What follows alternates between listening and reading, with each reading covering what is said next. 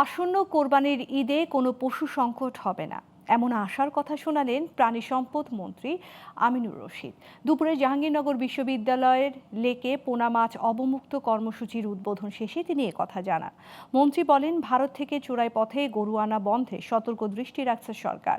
পশু চোরাচালান বন্ধে নজরদারি করছে বিজিবিও। বর্তমানে দেশে গরুর মাংসে স্বয়ংসম্পূর্ণ, তাই দেশের বাইরে থেকে গরু আনার কোনো প্রয়োজন নেই। পরে তিনি প্রাণী সম্পদ গবেষণা ইনস্টিটিউটে বৃক্ষরোপণ ও কর্মকর্তাদের সাথে মতবিনিময় করেন। কোরবানির গরু নয়, আমরা এই মুহূর্তে মাংস স্বয়ংসম্পূর্ণ। আমাদের কৃষকেরা এখন জানে কি করে গরু লালন পালন করতে হয়। নতুন জাতের ঘাস উদ্ভাবন করেছে এদেশের এগ্রিকালচার ডিপার্টমেন্ট। সো আমাদের বাইরে থেকে গরু আনার কোনো প্রয়োজন নাই।